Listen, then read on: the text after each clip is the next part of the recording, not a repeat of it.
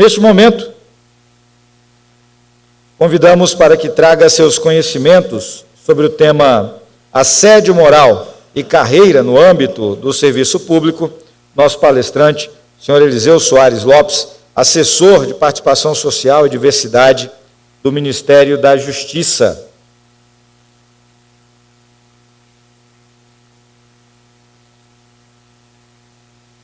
Mestrando em Direito, pós-graduado em Políticas Públicas e em Direito Constitucional e Administrativo, profissional com mais de 20 anos de atuação no desenvolvimento de políticas públicas de inclusão, com sólida trajetória na mediação entre os movimentos sociais e as diferentes esferas do Estado. Exerceu o cargo de ouvidor da Polícia do Estado de São Paulo, compreendendo a atividade de segurança pública dentro de um contexto sócio-jurídico.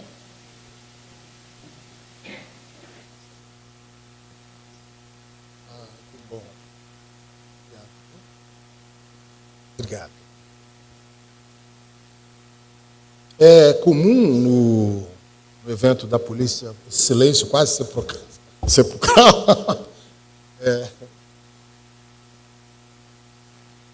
Mas eu queria pensar aqui com todos, senhores e senhoras, algumas possibilidades de reflexões, sobretudo no que diz respeito, eu acho que pensar mais importante ao tentar desenvolver esse tema, trazer basicamente uma ideia da nossa dimensão humana, né?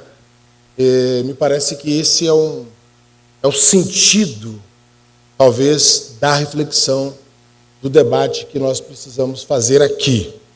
Eu queria, mais uma vez, agradecer a possibilidade, a oportunidade, e queria trazer uma reflexão do Dr. Erval Pina, que é um médico, professor da Universidade Federal de São Paulo, creio que aposentado. Tive a oportunidade de fazer uma atividade extracurricular há muito tempo no Ministério da Advocacia.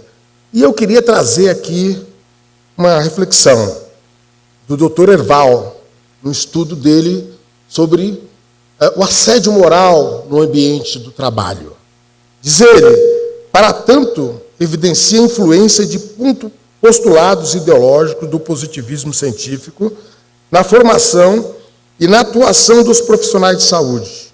Observa-se que, sob tal ideário, são disseminados conceitos e expressões que escondem a causalidade das doenças coletivas do trabalho, contribuindo para esvaziar o conteúdo social e cotidiano dos adoecimentos.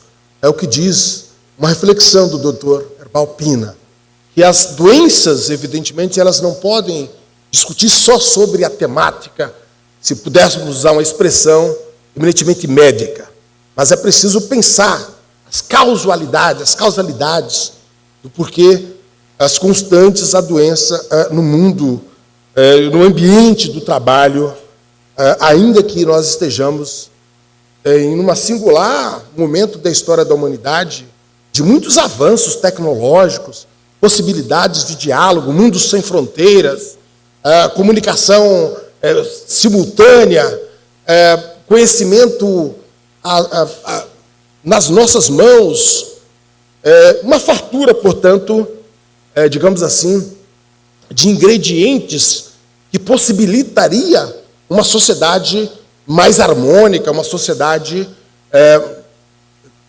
não tão conflituosa quanto a que nós observamos nos dias de hoje.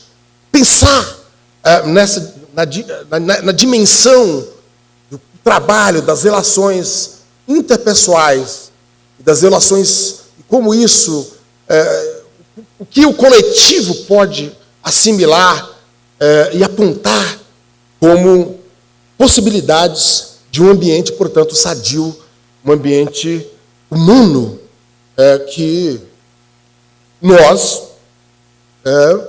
na nossa dimensão humana, seres que o afeto é um fator objetivo do nosso comportamento. Em todas as relações, em todas as dimensões. O animal, o homem e a mulher, o ser humano, os seres humanos, é primordial. Assim como os outros. Muito comum as pessoas tratarem hoje os seus chamados pets com bastante humanidade. E muito comum nós, humanos, nos tratarmos com desumanidade. É preciso pensar um pouco que sociedade, que ambiente que nós queremos viver. Qual o melhor ambiente para se viver? Eu não consigo fazer duas coisas ao mesmo tempo, então podia passar, por gentileza. Eu queria trazer essa reflexão muito interessante de um dos grandes estadistas que eu reputo, do século passado, portanto, também do século atual, que é: ninguém nasce odiando outra pessoa pela cor da sua pele, por sua origem ou ainda por sua religião. Para odiar, as pessoas precisam aprender.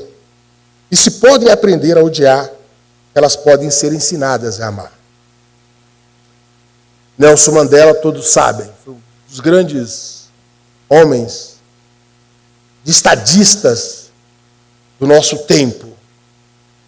E o homem que viveu todos de sabores ao longo da sua vida por lutar por justiça social, por lutar pela igualdade. Mas mesmo o martírio do cárcere não tirou dele a dimensão humana. E é importante trazer essa reflexão do Nelson Mandela, porque foi-lhe tirado a juventude, foi-lhe tirado a possibilidade de viver durante muito tempo. E esse homem sai de um arbítrio para entrar para a história do seu país, mas entrar para a história da humanidade. Portanto, uma reflexão absolutamente importante, atual, pode passar, do Nelson Mandela. A polícia, pode passar por gentileza, a polícia é composta por seres humanos. Não é possível separar essas dimensões de modo a se pensar em um regramento que desconsidere as especificidades. O controle da atividade policial é importante, mas não é suficiente. Muitas são as estratégias preventivas. É necessário, por exemplo, se pensar o ambiente de trabalho policial de modo a garantir um conjunto de ações que promovam um ambiente acolhedor, inclusivo, potencializando as qualidades dos agentes. Então, a promoção da saúde física e mental, formação da carreira, relacionamento interpessoal, liderança e gestão, infraestrutura, cultura organizacional e agentes estressores compõem, evidentemente, esse ambiente. E o sujeito, pode passar por gentileza, é parte do todo.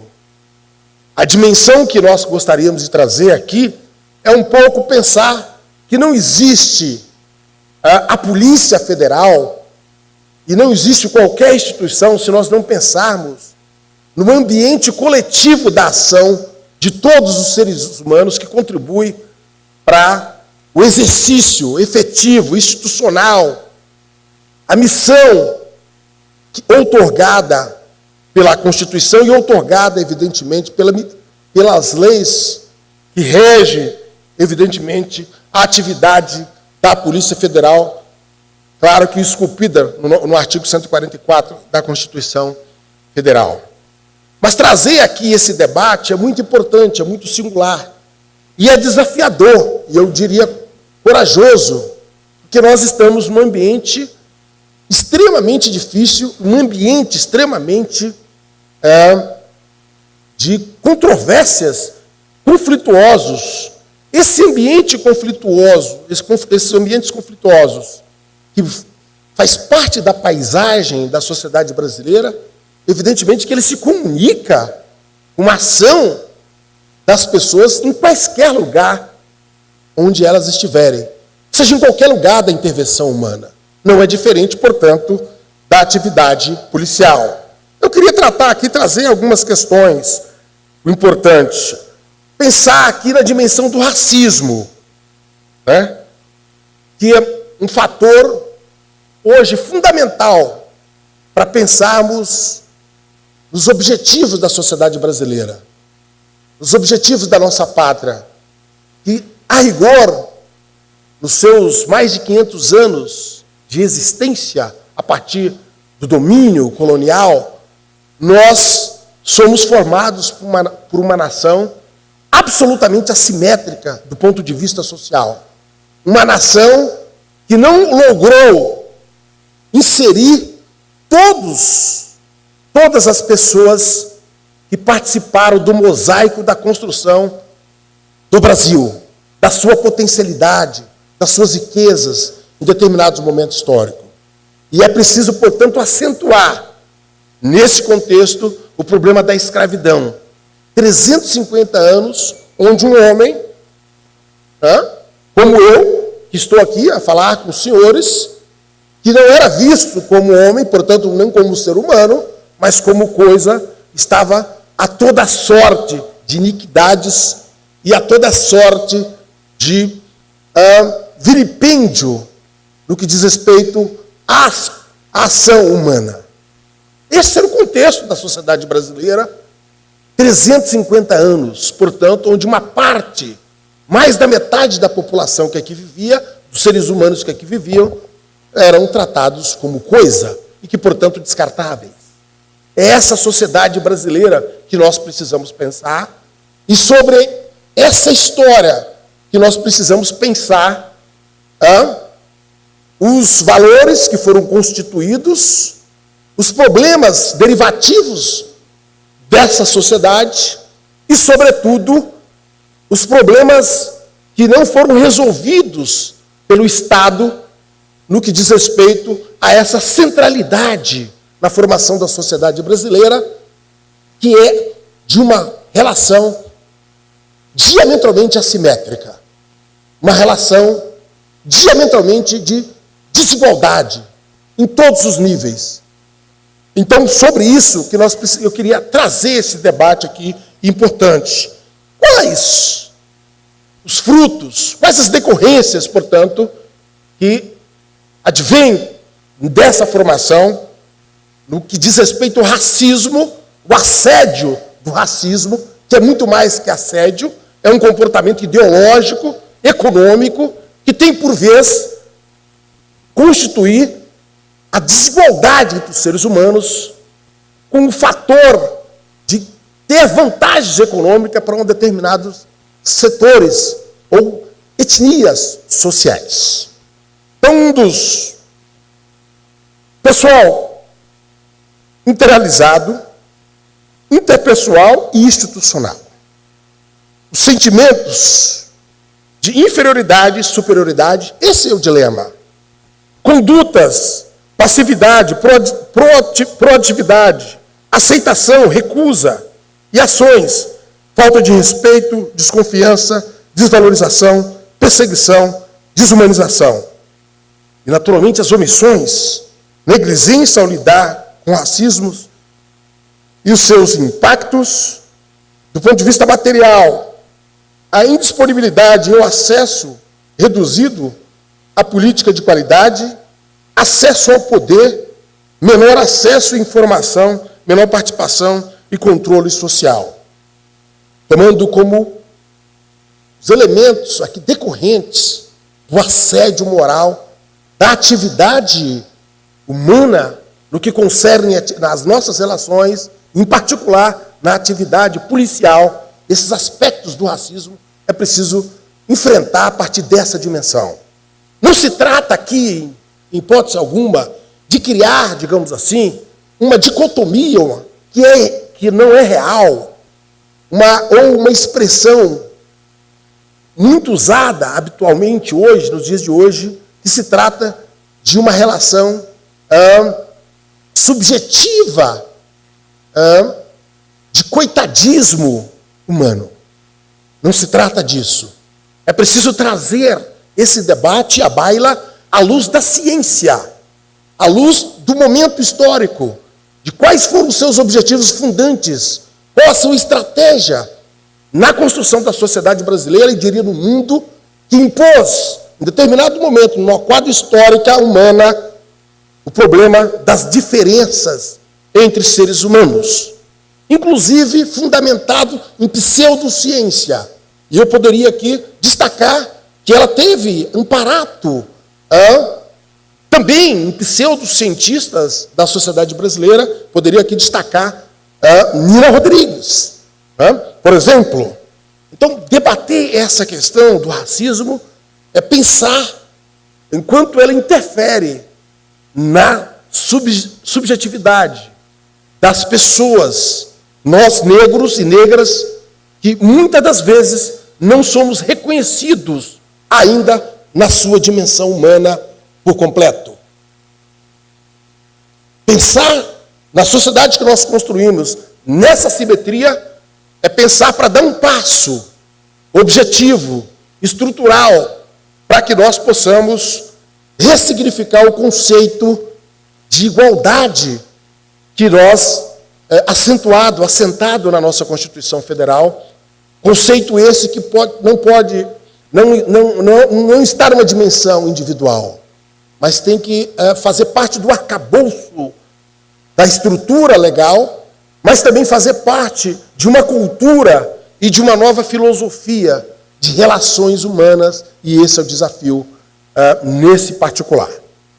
A desigualdade racial no Brasil, nas últimas 3 décadas, para enfrentarmos aqui, pensar aqui um estudo, pode passar, por gentileza, ela decorre, pode passar, cadê a minha parceirata aqui?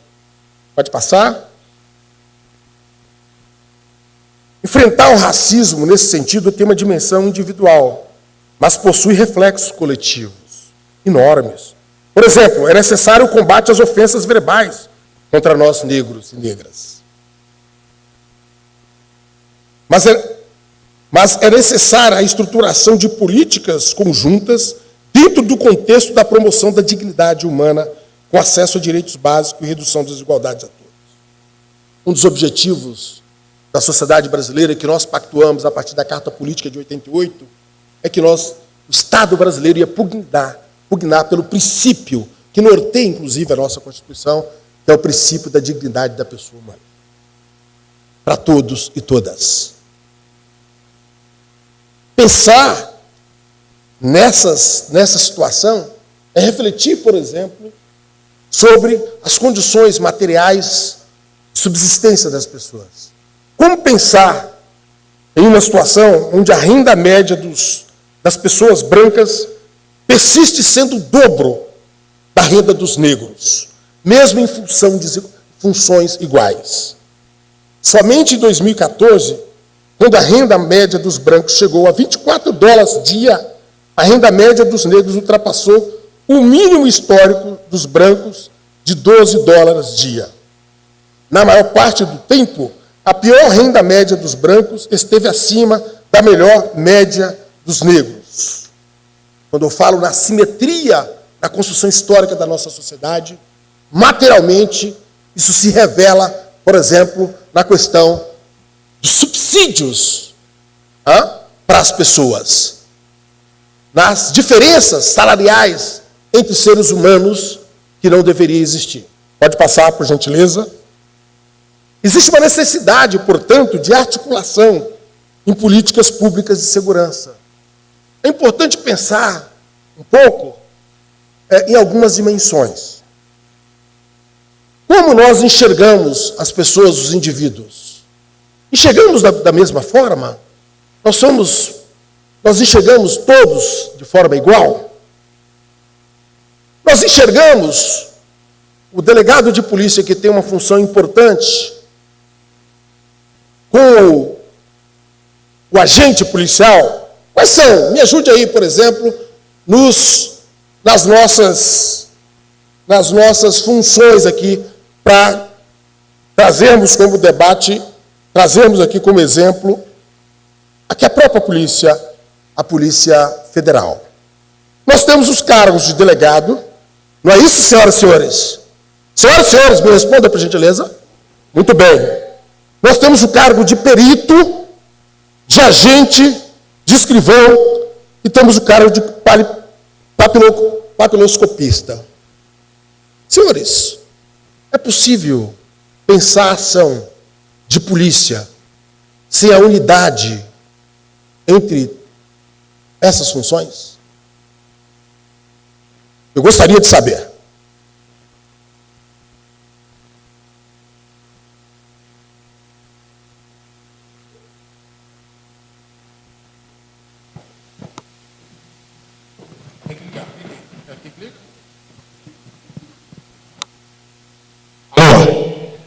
É possível pensarmos numa dimensão humana se nós colocarmos fronteiras entre as nossas relações e as nossas missões institucionais?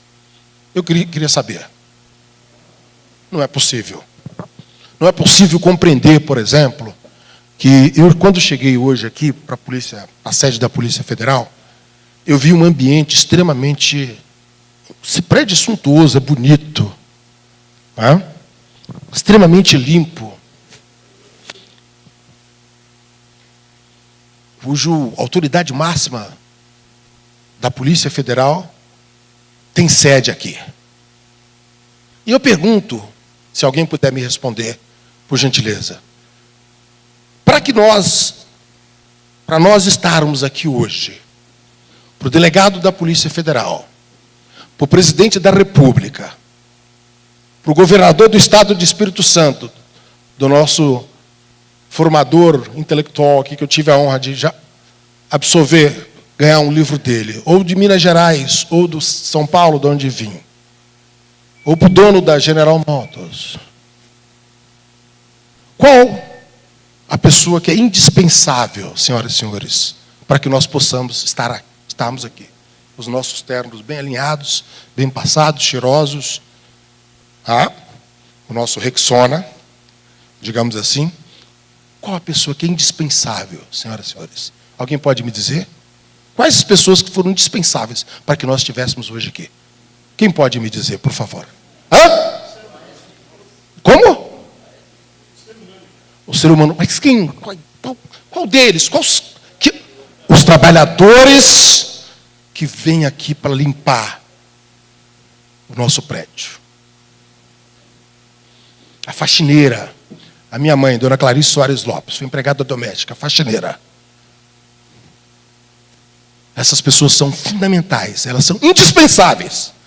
Senão o presidente dos Estados Unidos, um dos homens mais poderosos do mundo, não poderia sentar na Casa Branca. Senão nós não poderíamos estar aqui. E eu pergunto, existe uma relação dialética, de funcionalidade, uma ação coletiva entre todas as atividades da polícia? Eu pergunto para os senhores, existe? Ou deveria existir?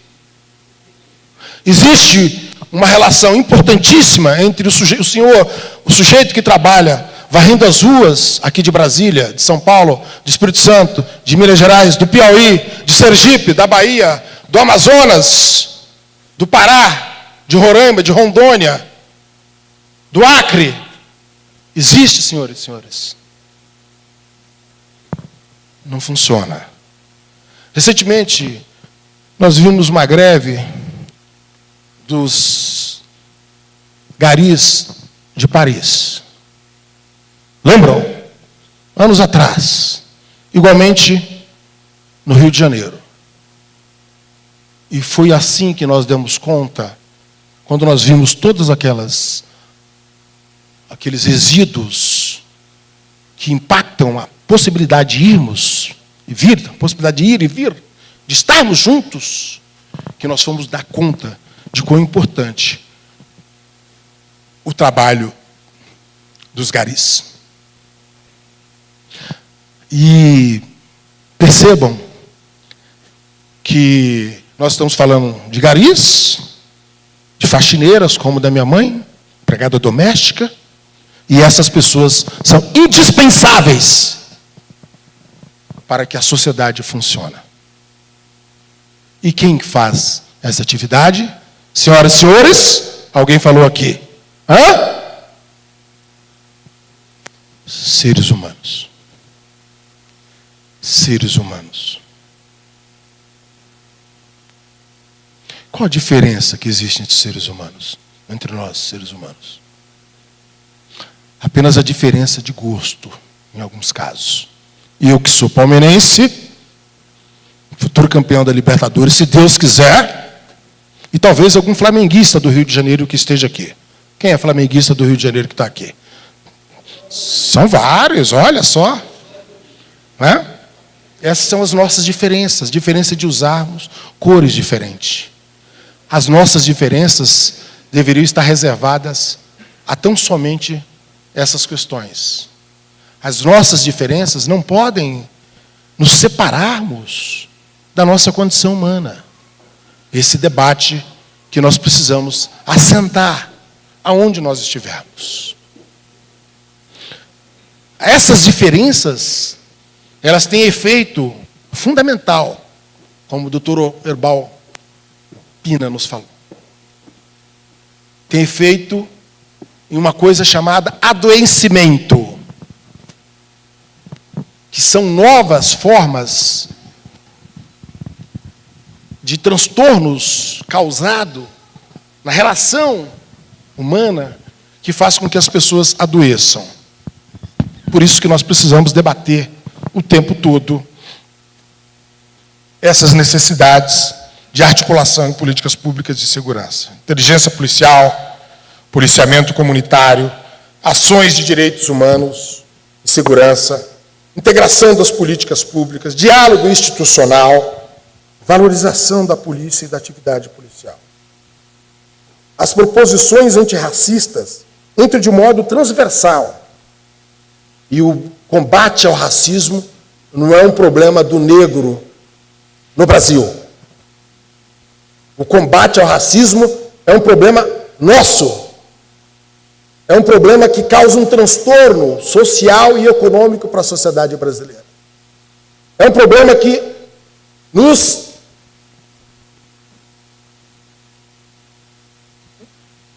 difere o ser humano do outro ser humano. Portanto, atrapalha as relações.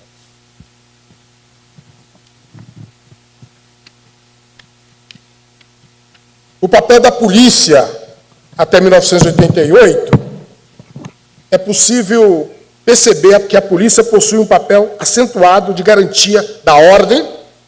Ocorre que os critérios dessa ordem eram definidos pelas elites econômicas fora da lógica da cidadania. Esse era um pouco o arcabouço, o pensamento dominante aqui da polícia, da história da polícia.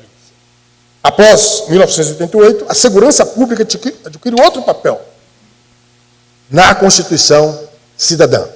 E eu gostaria de repetir, Constituição Cidadã, presidida pelo então deputado de Rio Claro, interior de São Paulo, Ulisses Guimarães. O artigo 144, a segurança pública é dever do Estado, direito e responsabilidade de todos, é exercida para a preservação da ordem pública e da economidade das pessoas e do patrimônio. Essa contextualização constitucional, da Polícia Federal, é preciso, todos sabem, todos sabemos, mas é preciso reler, é preciso revisitar, é preciso trazermos para a nossa dimensão cotidiana. E é preciso acentuar aqui.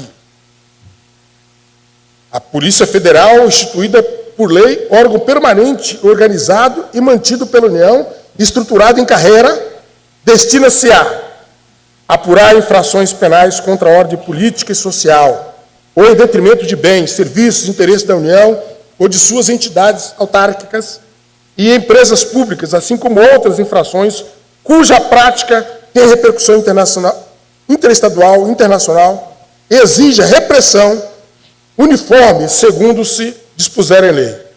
Prevenir, reprimir o tráfico ilícito de entorpecentes, drogas e afins. Exercer as funções de polícia marítima, aéreas de fronteira, exercer a função de políticas aeroportuárias e exercer com exclusividade as funções de polícia judiciária da União. Esse é o papel da polícia. Está claro como fazê-lo. Que dimensão isso tem do ponto de vista interno, interna corporis, e do ponto de vista da sociedade. Como se correlacionar com uma sociedade. Só tem uma forma. É pensar na dimensão humana. Pode passar, por gentileza. Pode passar. Pode passar. A incorporação dos direitos humanos. Nesse sentido, não tem resta dúvida, a República Federativa do Brasil, formada pela união indissolúvel dos estados e municípios do Distrito Federal, constitui-se em Estado democrático de direito e tem como fundamentos da República a dignidade da pessoa humana. Eu queria a dignidade da pessoa humana. Portanto, são objetivos da República Federativa do Brasil. Construir uma sociedade livre, justa e solidária. Promover o bem de todos, sem preconceito de origem, raça ou qualquer forma de discriminação. A República Federativa do Brasil, defesa da paz, solução pacífica dos conflitos, repúdio ao terrorismo e ao racismo. Senhoras, pode passar.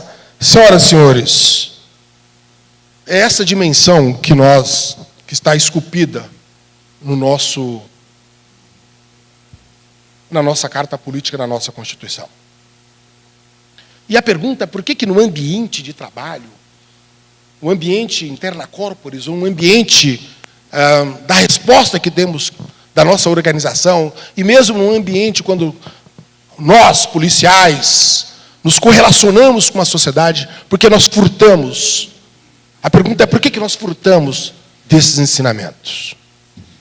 E a reflexão que nós precisamos fazer é que nós precisamos compreender historicamente a formação da sociedade brasileira, onde parte da sociedade, parte de pessoas, ou melhor, significativa quantidade, quase mais da metade das pessoas, não são considerados, até hoje, sujeitos de direitos. E essa constatação, ela se manifesta nas subjetividades, nas escolhas individuais, em como nós nos relacionamos, como tratamos o outro. Infelizmente, temos que trazer alguns exemplos, que eu vou falar depois. Pode passar.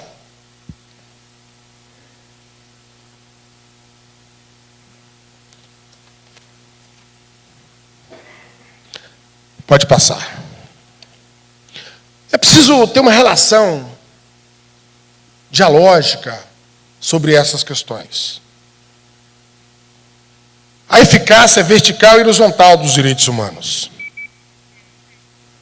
A relação deve estar pautada pelos direitos humanos, tanto na inter-relação entre polícia e sociedade geral, como na relação da polícia com o policial. No âmbito das relações internas, o sujeito policial não pode ser esquecido. A cultura policial como fator agravante. Eu quero tratar um pouco, pode passar por gentileza, quero tratar um pouco dessa questão e trazer aqui para nós. Vocês podem falar melhor do que eu.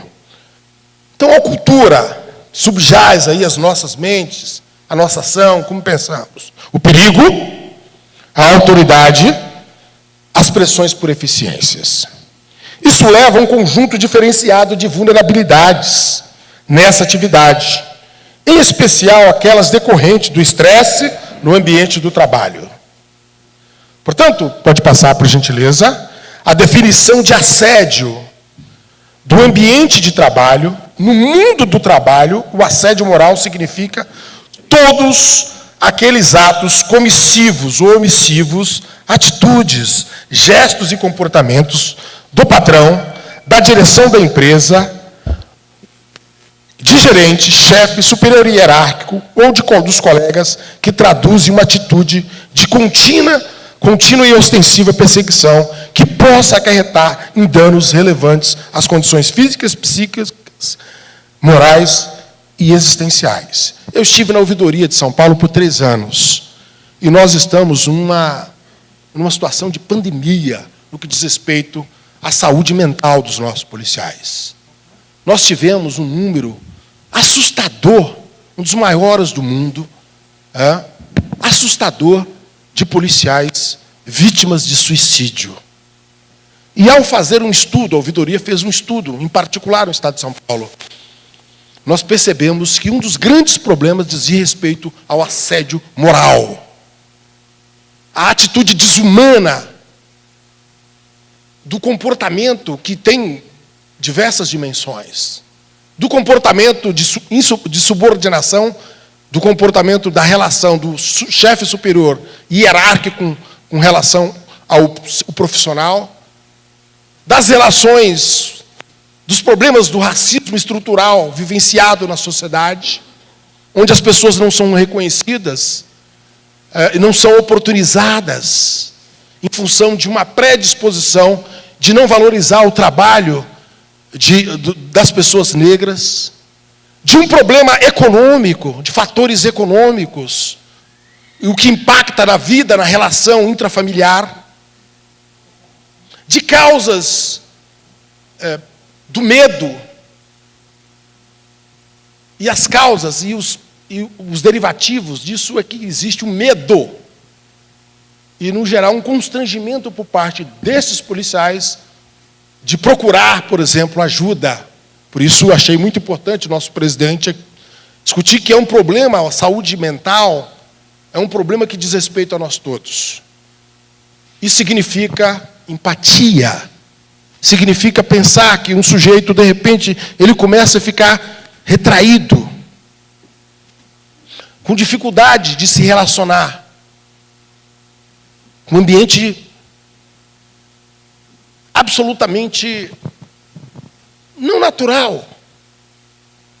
E nós precisamos, nessa relação humana, que nós já vimos que não pode haver distinção na relação humana, nós precisamos olhar para o colega, para a colega, para que nós, e ao olhar, contribuir para que nós não possamos depois ir no velório do nosso colega, quanto eu tenho certeza que muitos já foram. E por quê? Porque parece que a dimensão humana está subestimada. Nós não lidamos com o outro. Os cristãos falam na Bíblia que ama-te o próximo como a ti mesmo. Acho uma excelente reflexão. Será que isso faz parte, digamos assim, das nossas relações?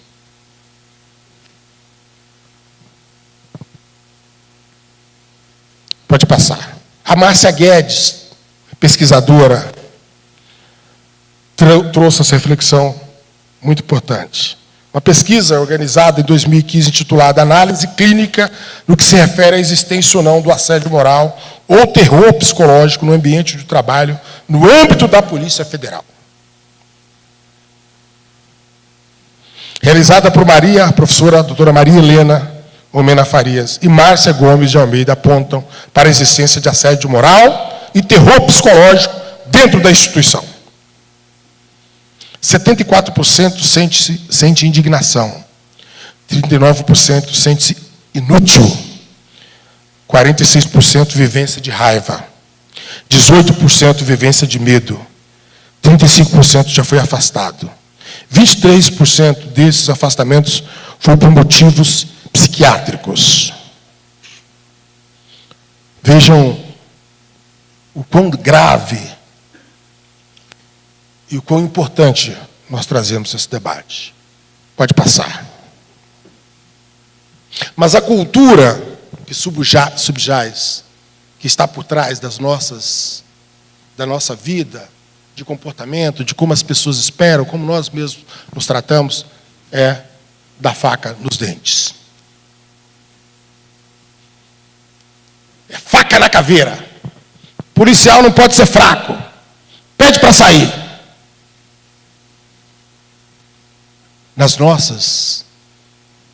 Na nossa subjetividade e na subjetividade das pessoas, da sociedade, reside exatamente essa ideia grotesca, desumana, que que faz parte, digamos assim, das vivências e de como eu percebo um policial, como ele se percebe e o seu papel. Eu diria, esse é um ambiente sadio para a relação, para exercer a atividade dos senhores, que é fundamental. Atividade essa que pressupõe inteligência, sagacidade científica, inventividade nas ações, criatividade. Como assenhorar-se desses adjetivos, dessas qualidades, no dia a dia, se o ambiente é absolutamente insalubre, se o ambiente humano é exatamente o contrário do ambiente que nós precisamos para o bem exercer da atividade policial, da atividade humana policial. Não existe policial, existem seres humanos que são policiais. Não existe policial, robô, herói. Existem seres humanos, existe pai de família. Como é o nome do doutor aqui, por gentileza? Achei ótimo trazer seu filho. É Barcelos, da SR do Paraná. E tu? Luciana. E você? Como se chama? Luca. Eu achei ótimo.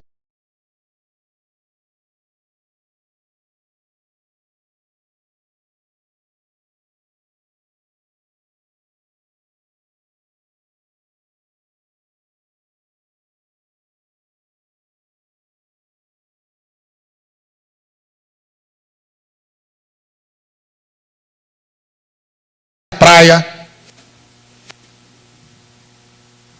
Precisa ser afetuoso com os filhos. Eu estou falando de policial? Ou estou falando de qualquer pessoa? De advogado como eu, professor? Eu estou falando de qualquer pessoa. Nós precisamos desconstruir, ressignificar o conceito do que vem a ser a atividade policial, que vem a ser o policial. Esse policial que paira, que vibra em páginas e revistas semanais, cotidianas, não são policiais. Essas atividades que procuram enaltecer pseudo-herói, isso tem uma dimensão, do ponto de vista pessoal, que agride o ser humano, que impacta a atividade humana. E nós precisamos pensar, ressignificar esse conceito. Pode passar. Policial não é super-herói.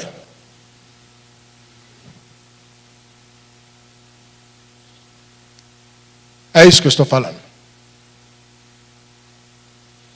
Eles precisam de, por mais lisonjeira que seja a comparação entre os policiais e os super-heróis, existe nela certa perversidade. Afinal, quem são os super-heróis? Eles precisam de cuidado? Super-herói morre? Senhoras e senhores, estou perguntando. Morre? Morrem, mas renascem. Morrem, mas renascem. Nós, seres humanos policiais, nós não somos eternos, nós morremos. O risco da comparação é o de sobrecarregar esse sujeito, atribuindo-lhe demandas desumanas dentro de uma lógica de profundo desrespeito relacional. Nesse sentido, um bom policial é aquele que suporta altos níveis de estresse sem reclamar. Isso é falso. Pode passar.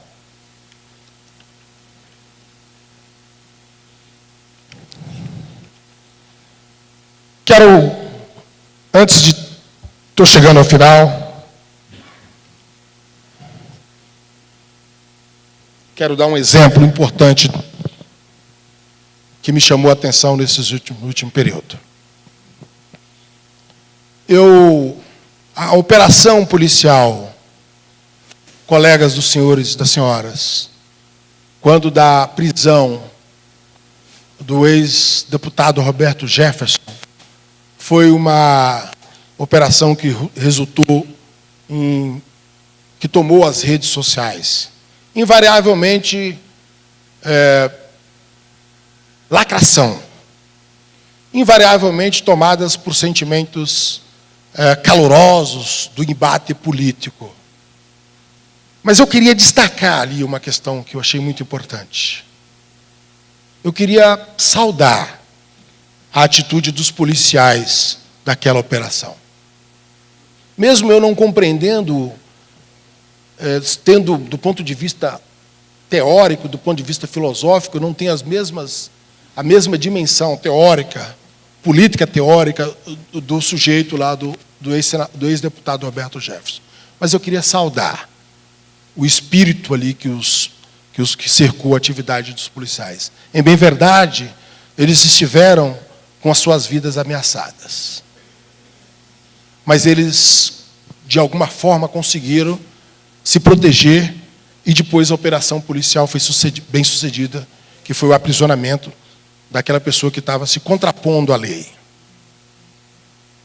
E a pergunta que talvez nós precisamos pensar é que, e talvez esse debate que nós precisamos ter, é que nas relações, ou em situações dessas, nós precisamos talvez estender a todos. Nós precisamos pensar em todos, sem distinção. Evidentemente que o policial tem que se proteger, a sua vida, se proteger, repelir a agressão injusta, tratar com dignidade qualquer ser humano para muito bem exercer a sua atividade. Queria destacar essa questão, porque invariavelmente, em outros momentos de ações policiais, e não estou falando diretamente no âmbito da Polícia Federal, porque o papel de polícia ostensiva não é reservado aos senhores, são as polícias militares dos estados, como delineou a nossa Constituição, mas é preciso pensarmos em como tratar as pessoas no mistério da polícia, sem romantizarmos a atividade policial, sem romantizarmos o ambiente social, do tecido social que nós encontramos, que é um ambiente de extrema dificuldade. Ações possíveis, para terminar. Política de diversidade e inclusão. Promoção da comunicação eficaz e não violenta. Treinamento em diversidade e inclusão. Acolhimento e apuração de denúncias de assédio. Conscientização sobre temas relacionados à diversidade. Recrutamento e seleção inclusivos. Cultura de respeito e promoção de direitos humanos. Flexibilidade no trabalho e respeito às diferenças. Feedback e acompanhamento. Instruir ao melhor do que repreender em determinados momentos. Avaliação e métricas coerentes. Repensar permanente das práticas consolidadas na instituição. Exercício de alteridade. A diversidade torna as equipes mais fortes. O olhar humanizado e sensíveis às necessidades do outro. Por último, senhores e senhoras, a cultura de direitos humanos. A cidadania é força transformadora da sociedade. E ela consegue reforçar a cultura de direitos humanos, aposta da comunidade internacional no pós-guerra para evitar novos cenários de violações. Afirmando que a fé nos direitos humanos fundamentais, na dignidade e no valor do ser humano e na igualdade de direito entre os homens e mulheres, e que decidiram promover o progresso social e melhores condições de vida em uma liberdade ampla. Termino com essa reflexão, pode passar, por gentileza, do educador e filósofo brasileiro. Pode passar, por gentileza, muito obrigado. Paulo Freire. O que quero dizer é o seguinte, que alguém que se torne machista, racista, classista, sei lá o quê, mas se assuma como transgressor da natureza humana, não me venha com justificativas genéticas, sociológicas ou históricas ou filosóficas para explicar a superioridade da branquitude sobre a negritude, dos homens sobre as mulheres, dos patrões sobre os empregados. Qualquer discriminação é imoral e lutar contra ela é um dever, por mais que se reconheça a força dos condicionamentos a enfrentar.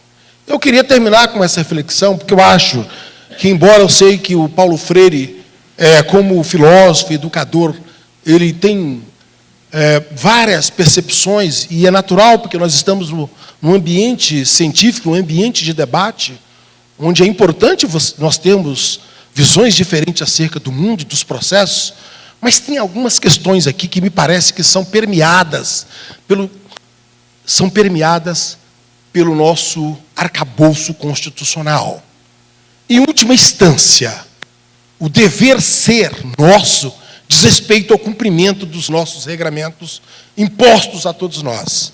Queria terminar, senhoras, senhores, dizendo o seguinte: nós temos um objetivo comum, todos nós. O nosso objetivo é a brasilidade. O nosso objetivo é o Brasil melhor. O nosso objetivo é o desenvolvimento da nação. O nosso objetivo é fazer com que as pessoas possam ser felizes. Daí a razão dos estados, de nos reunirmos em estado. E para isso não existe nenhuma diferença, nem política, filosófica, nem no campo ideológico, que não existe diferença nesse sentido. Porque tem uma questão que é do ideário, e pode ser do ideário humano, que é a necessidade de proteção, a necessidade de nós estabelecermos que um precisa do outro, que um depende do outro, que a relação da atividade profissional nossa, da advocacia, do Ministério Público, do Poder Judiciário, dos policiais federais, de todos, das pessoas, dos garis, das empregadas domésticas, dos trabalhadores operários, todos nós dependemos uns dos outros. Não existe a possibilidade de nós existirmos enquanto seres humanos, se nós não compreendermos que não existe diferença entre nós, seres humanos. Muito obrigado.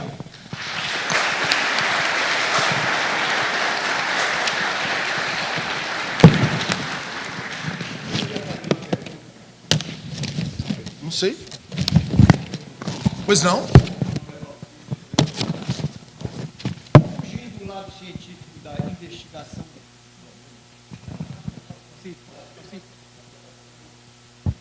Eu acho muito bonito a explanação como um todo. Vivemos num país cheio de problemas, de quinto mundo, né? Com todos os problemas que todo mundo conhece. O senhor falou de todos os problemas e dos estudos científicos. A gente pegar o passado e reler ele é histórico.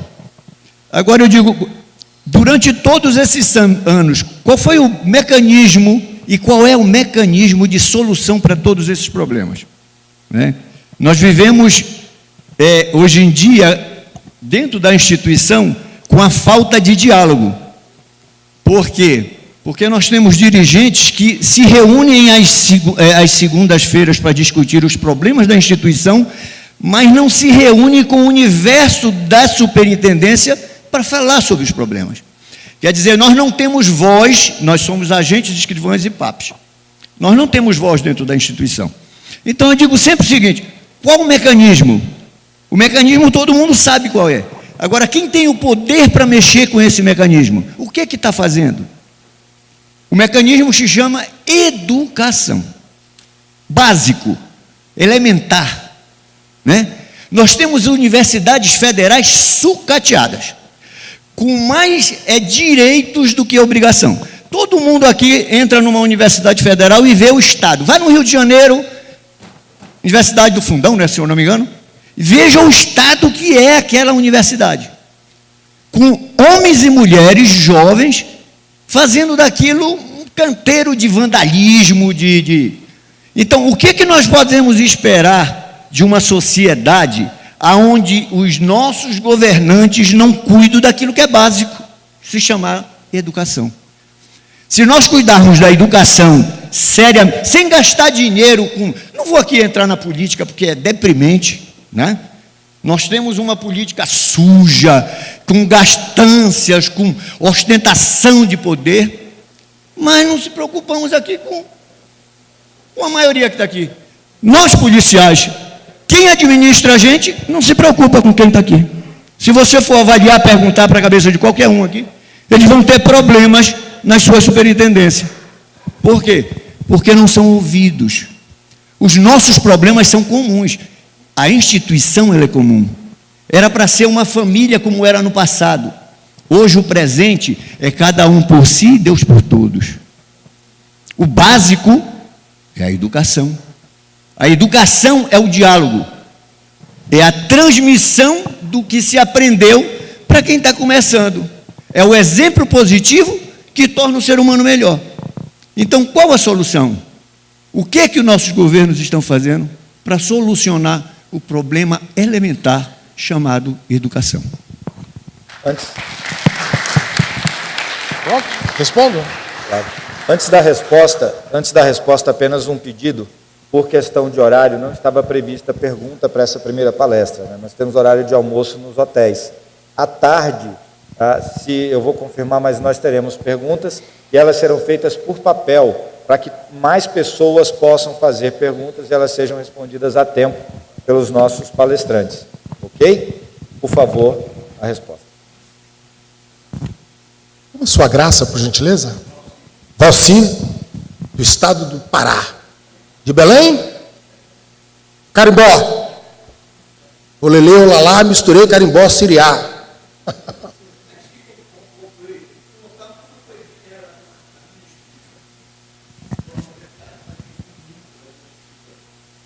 Nós vivemos em superintendências onde o diálogo é mais claro. Aí eu pergunto para cada um dos colegas aqui, quem é de descentralizada no Chuí, no Oiapoque, nas mais diversas variedades? Nada. São jogados, cada um cuide de si. Saúde, cada um pague a sua. Aprendizado, cada um pague o seu. A instituição, ela é bela, mas os nossos direitos... Eu tenho uma seguinte tese, isso eu defendo há muito tempo. Nós somos servidores de nós mesmos. Pagamos para entrar, pagamos para nos formar, pagamos para aprender melhor e nos tornar servidores de qualidade. Tudo nós pagamos. Se cometemos qualquer ato, pagamos um advogado para nos defender, pagamos médicos para cuidar da saúde. É falado aqui do problema psicológico. Existe uma solução para o problema psicológico dentro da instituição. Não precisamos de médicos clínicos. Você quer clinicar, monte um consultório. Você quer ser servidor médico na polícia? Crie programas de assistência, de avaliação dos servidores. A instituição precisa conhecer cada servidor com cada problema que exista dentro da instituição. Para que quando ele for colocar numa operação, ele não coloque um alcoólatra para fazer uma operação que corre risco de vida, o colega que está com ele e a sociedade como um todo. Isso é o grande problema que nós vivemos. Muito bem. Por favor, só antes do senhor começar... Oi. Antes do senhor começar, eu quero acrescentar. Pois é. Meu nome é Bolpato, eu sou agente de Polícia Federal aposentado de Minas Gerais. A única vez na Polícia Federal, e hoje aqui o presidente Marcos Firmes iniciou falando que um dos temas aqui do CONAPEF é sobre a saúde, né, do servidor, a única vez, desde que eu entrei na polícia, em 1987, que teve uma avaliação médica dos servidores, foi em 2010. Depois disso não teve mais, nem antes e nem depois. E um dos colegas lá em Belo Horizonte, na sua avaliação, houve a identificação de ideação suicida. né? E não foi tomada providência. 2 anos depois, ele se suicidou. Então, hoje nós estamos aqui, e eu me lembro dele, porque eu trabalhei junto com ele, e nós não pudemos fazer nada para salvá-lo. Então, hoje buscamos aqui, como o colega falou, ainda enfrentamos a dificuldade de ter realmente esse cuidado com o servidor, porque nós temos uma atividade estressante e que, mesmo quando verificada essa situação, não há o apoio para atender a esse servidor que, como o senhor disse, e como todos nós concordamos, é um ser humano. Obrigado. Tudo bem. Eu não tenho... Naturalmente, eu não tenho a pretensão, nem vou conseguir tê-lo, de responder, evidentemente, todas as questões que os senhores levantaram em minúcias, e não digo minúcias para pormenorizar, não, mas até por conhecimento técnico e tal. Mas eu gostaria de, talvez, fazer uma reflexão importante, tentar generalizar a partir da minha perspectiva. Eu compreendo, por exemplo, que talvez é preciso reinaugurar novos tempos. E me parece que a atividade do sindicato, da federação, é exatamente para compreender, por exemplo, essa dimensão. Nós estamos hoje aqui, me parece que a pauta, inclusive, era exatamente para tratarmos dessa questão. O diretor que me antecedeu disse que está aberto, é isso, presidente? Está aberto a fazer esse debate. E eu tenho impressão, e eu gostaria aqui de forma muito dialógica, tentando dialogar com os senhores, na perspectiva mais geral, eu compreendo que ter um documento que seja balizador dessas preocupações, e o senhor falou, e é verdade, nós não tivemos até 2010 um tratamento, diria, central, mas nós podemos ter. Nós podemos ter. E eu penso que a atividade do CONAF é exatamente para pensar nessa perspectiva. E eu penso que talvez seja pequeno, mas são gestos também são importantes. E o fato de estarmos aqui na direção central da Polícia Federal, com a presença do diretor, assumindo publicamente a possibilidade de diálogo, e diálogo precisa ser reinaugurado. E o diálogo, ele é conjuntural e serve ao tempo. Eu não consigo, por exemplo, falar do tempo passado. Seria pretensão falar, porque os senhores falam melhor, já falaram aqui nas 2 intervenções. Mas eu consigo falar na perspectiva do tempo presente e do futuro, e que modelo que nós queremos pensar para a administração. A minha atuação, inclusive, no Ministério da Justiça e Segurança Pública, é exatamente para provocar esse debate, que é um debate que é fundamentalmente humano. É essa dimensão que nós queremos trazer. Eu não respondi efetivamente, objetivamente, as questões concretas, mas eu posso responder no meu tempo. E o tempo nosso é hoje. E nós precisamos dar resposta ao tempo. Então, eu compreendo que a dimensão desse evento tem esse significado, que não esgota, evidentemente, no debate, tem que esgotar em ação, em pauta concreta e objetiva, que eu acho que a direção dos senhores estão fazendo. A reflexão aqui é que esse trabalho tem que ser coletivo. Esse trabalho não pode ser vertical, tem que ser horizontal. E não existe, por exemplo, melhoria se você não ouve as pessoas que fazem com que a máquina funcione, que fazem com que a atividade policial, em última instância, funcione. Talvez seja isso que eu poderia responder aqui, para não ser impreciso na minha colocação. E, no mais, me solidarizar com todos, senhoras policiais, que